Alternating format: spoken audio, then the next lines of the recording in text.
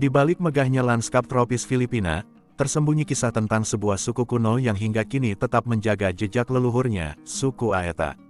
Mereka bukan hanya penduduk asli Luzon, pulau terbesar di Filipina, tapi juga salah satu komunitas paling tua yang pernah menginjakan kaki di kepulauan ini, bahkan sebelum bangsa Melayu dan penjajah Spanyol datang membawa pengaruh luar. Aeta, atau kadang disebut Akta, dipercaya berasal dari migrasi manusia awal dari Afrika yang menyeberangi daratan Asia Tenggara sekitar 20,000 sampai 30,000 tahun yang lalu. Kulit mereka yang gelap, rambut keriting, dan tubuh ramping mencerminkan ciri khas ras Negrito, sebuah kelompok etnis yang tersebar di beberapa wilayah Asia Tenggara. Tapi Aeta bukan hanya cerita sejarah dalam buku. Mereka adalah warisan hidup yang bertahan di tengah tekanan zaman. Dengan pengetahuan mendalam tentang hutan, tumbuhan obat, dan pola cuaca, suku Aeta dianggap sebagai ensiklopedia hidup ekosistem Filipina. Bagi Aeta, hutan bukan sekadar tempat tinggal. Ia adalah ibu, guru, dan pelindung. Mereka hidup nomaden, berburu dengan busur panah, memancing, dan mengumpulkan hasil hutan seperti buah-buahan, umbi, dan madu. Filosofi hidup mereka sangat sederhana, ambil seperlunya, beri waktu alam untuk pulih. Namun, keterasingan dari dunia modern tak membuat mereka tertinggal. Sebaliknya, Aeta telah menunjukkan bahwa cara hidup tradisional bisa sangat selaras dengan prinsip-prinsip keberlanjutan yang hari ini dunia modern baru sadari. Sayangnya, kisah suku Aeta tak selalu indah. Deforestasi, pembangunan, dan diskriminasi sosial perlahan mengikis tanah dan ruang hidup mereka. Ironisnya, mereka yang paling menjaga hutan justru seringkali tersingkir dari peradaban yang mengatasnamakan pembangunan. Meski demikian, semangat Aeta tetap menyala. Banyak komunitas Aeta hari ini mulai menjalin kerjasama dengan organisasi lingkungan, mendidik generasi muda mereka, dan menuntut hak atas tanah adat. Mereka tidak hanya bertahan, mereka bangkit dengan suara yang makin lantang. Suku Aeta bukan hanya milik Filipina, mereka adalah milik dunia. Mereka mewakili sisa-sisa kemurnian manusia yang hidup berdampingan dengan alam.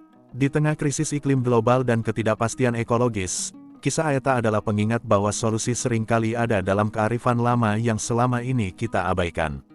Suku Aeta adalah penjaga warisan bumi yang masih hidup. Mereka bukan suku yang tertinggal, melainkan mereka yang memilih jalan berbeda, jalan yang lebih bijak, lebih alami, dan mungkin lebih benar. Jadi, sebelum hutan terakhir ditebang dan lagu leluhur mereka sirna dari angin gunung, mari kita dengarkan. Bukan hanya untuk mereka, tapi untuk kita semua. Walau kerap luput dari sorotan dunia, suku Aeta menyimpan segudang fakta menarik yang mencerminkan betapa luar biasanya peradaban ini. Di balik kehidupan mereka yang tampak sederhana, tersembunyi pengetahuan, keahlian, dan filosofi hidup yang membuat para peneliti dan pecinta budaya kagum. Aeta dikenal sebagai pengamat langit yang cermat. Tanpa kompas atau teknologi modern, mereka bisa menavigasi hutan lebat dan pegunungan hanya dengan membaca pergerakan bintang, arah angin, serta suara binatang malam. Pengetahuan ini diturunkan secara lisan dari generasi ke generasi dan nyaris tidak pernah ditulis dalam buku. Aeta memiliki berbagai dialek yang sangat berbeda, bahkan antar komunitas yang tinggal hanya beberapa kilometer jauhnya. Beberapa bahasa mereka belum sepenuhnya didokumentasikan oleh ahli linguistik. Menariknya, bahasa mereka kaya akan istilah flora-fauna yang tidak ditemukan dalam bahasa Tagalog atau bahasa Filipina lainnya. Para dukun Aeta dikenal mampu mengobati luka serius, infeksi, hingga gigitan ular berbisa menggunakan racikan herbal yang berasal dari tanaman liar. Beberapa jenis ramuan mereka bahkan belum dikenali secara ilmiah, namun terbukti manjur dalam penyembuhan.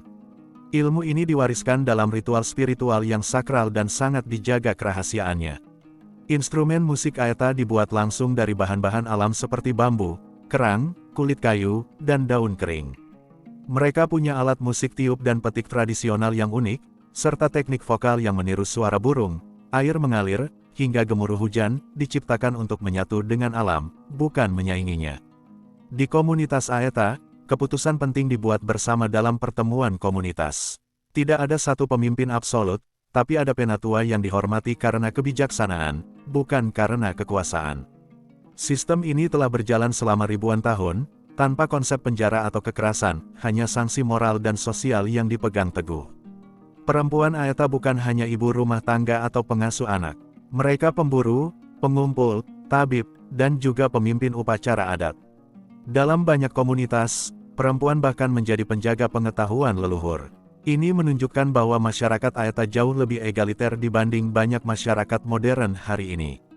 Ayata bisa mengetahui keberadaan binatang besar hanya dengan melihat jejak kaki samar, patahan daun, atau bahkan bau yang tertinggal di angin. Kemampuan ini membuat mereka menjadi pemburu dan pelacak ulung. Banyak tentara dan penjelajah hutan belajar teknik survival dari mereka. Meski sering tampak sangat sederhana, pakaian tradisional Ayata dirancang untuk menahan panas, melindungi dari serangga, dan tetap nyaman dalam kondisi lembab tropis. Mereka menggunakan serat alam, kulit kayu, dan tanaman khusus yang bahkan bisa berfungsi sebagai antiseptik alami. Dalam kepercayaan tradisional Ayata, merusak hutan tanpa alasan sah dianggap sebagai tindakan yang mendatangkan kutukan. Mereka percaya bahwa roh-roh penjaga alam bisa membuat orang sakit atau tersesat jika bertindak serakah. Keyakinan ini menjadi benteng moral yang menjaga kelestarian alam secara spiritual. Tahun 1991, Gunung Pinatubo meletus dahsyat dan menjadi bencana nasional. Namun banyak masyarakat luar berhasil diselamatkan karena Ayata yang tinggal di sekitar gunung memperingatkan lebih awal berdasarkan tanda-tanda alam yang mereka rasakan. Mereka tahu bahwa tanah, langit, dan suara hutan sedang berubah. Sayangnya, kontribusi mereka nyaris tak pernah diakui secara resmi. Suku Ayata bukan hanya bagian dari sejarah Filipina, tapi penjaga masa depan bumi. Mereka menunjukkan bahwa kehidupan yang selaras dengan alam bukan mitos, tapi sebuah kenyataan yang telah dijalani ribuan tahun. Saat dunia mencari solusi ekologis dan harmoni sosial, mungkin kita hanya perlu membuka mata pada Ayata, suku kuno yang telah mempraktikkan semua itu jauh sebelum istilah berkelanjutan menjadi tren. Di balik hutan-hutan perawan dan lereng pegunungan Luzon, suku Ayata menjalani hidup mereka dengan cara yang tak banyak berubah sejak ribuan tahun lalu. Mereka tidak bergantung pada teknologi modern atau sistem ekonomi besar, melainkan pada satu hal yang paling dasar dan murni, hubungan yang harmonis dengan alam. Tapi bagaimana sebenarnya kehidupan mereka sehari-hari? Dan bagaimana mereka mampu bertahan di tengah arus modernisasi yang kian deras? Kehidupan Ayata dimulai sebelum matahari terbit. Suara ayam hutan atau desir angin pagi menjadi alarm alami mereka. Para pria biasanya berangkat ke hutan untuk berburu atau mencari kayu bakar, sementara perempuan mengumpulkan akar-akaran, sayuran hutan, dan mengurus anak-anak. Anak-anak Ayata diajarkan sejak kecil untuk mengenal jejak binatang, memanjat pohon, dan menghafal rute hutan yang rumit, semuanya tanpa peta atau GPS. Rumah mereka sederhana, terbuat dari bambu, kayu, dan daun nipah, dibangun ringan agar mudah dibongkar pindah bila diperlukan. Sebagian komunitas masih berpindah-pindah semi-nomaden mengikuti siklus alam, musim panen, dan tempat berburu yang tersedia. Makanan mereka berasal langsung dari alam, hasil buruan, ikan dari sungai, umbi-umbian, dan sayuran liar. Mereka memasak dengan api unggun, menggunakan pot tanah liat atau bambu. Tidak ada limbah, tidak ada makanan terbuang, semua digunakan dengan penuh rasa hormat terhadap sumber kehidupan. Kehidupan Ayata tidak bisa dipisahkan dari spiritualitas. Mereka percaya bahwa setiap unsur alam, pohon, batu, sungai, hewan, memiliki roh yang harus dihormati. Upacara kecil sering dilakukan sebelum menebang pohon atau memanen hasil hutan, sebagai bentuk izin kepada roh penjaga alam. Ketika sakit, mereka lebih percaya pada dukun lokal daripada klinik modern. Ritual penyembuhan dilakukan dengan ramuan herbal, nyanyian, dan doa. Saat panen berhasil, mereka mengadakan tarian dan persembahan kepada leluhur sebagai bentuk syukur. Namun, hidup tidak selalu damai bagi suku Ayata. Modernisasi, urbanisasi, dan eksploitasi lahan telah memaksa banyak dari mereka pindah ke permukiman permanen, seringkali tanpa fasilitas layak. Sebagian dipaksa bersekolah atau bekerja sebagai buruh di kota, jauh dari budaya dan tanah mereka sendiri. Meski begitu, Ayata terus bertahan. Mereka beradaptasi tanpa kehilangan identitas. Banyak komunitas kini memadukan pengetahuan lama dengan cara-cara baru, belajar baca tulis sambil tetap menjaga tradisi, mengikuti pelatihan pertanian organik, hingga mendirikan sekolah adat mereka sendiri. Salah satu kunci ketahanan hidup suku Ayata adalah kuatnya solidaritas antar anggota komunitas. Mereka berbagi makanan, saling menjaga anak, dan mengambil keputusan bersama. Tidak ada konsep milik sendiri yang kaku. Dalam komunitas Aeta, kelaparan satu orang adalah urusan semua orang. Semangat gotong royong ini telah menjadi pondasi mereka melewati bencana, kemiskinan, dan diskriminasi. Aeta tidak sekadar bertahan hidup, mereka sedang menjaga warisan peradaban manusia. Gaya hidup mereka adalah bentuk perlawanan sunyi terhadap gaya hidup konsumtif dan serakah yang mendominasi dunia modern. Tanpa gembar-gembor, mereka sudah sejak lama hidup rendah jejak karbon, mandiri pangan, dan adil gender. Dan barangkali, dalam kesunyian hutan yang mereka jaga, tersimpan jawaban bagi banyak krisis global hari ini. Sebelum Manila berdiri, sebelum Spanyol menapakkan kaki di Nusantara, bahkan jauh sebelum nama Filipina tercipta, suku Aeta telah lebih dahulu hidup dan beranak pinak di tanah ini. Mereka bukan hanya bagian dari sejarah bangsa, mereka adalah awal mula dari sejarah itu sendiri. Para antropolog meyakini bahwa nenek moyang Aeta adalah bagian dari gelombang manusia awal yang bermigrasi keluar dari Afrika melalui jalur selatan, sekitar 30.000 hingga 40.000 tahun yang lalu. Saat itu, laut belum setinggi sekarang, dan daratan Asia Tenggara masih terhubung melalui jembatan darat kuno bernama Sunda Self dan Sahul Self. Manusia-manusia awal ini, berkulit gelap, bertubuh kecil, berambut keriting, menyeberangi hutan-hutan purba dan lembah-lembah sungai, hingga akhirnya menetap di wilayah yang kini dikenal sebagai Filipina, khususnya di Pulau Luzon.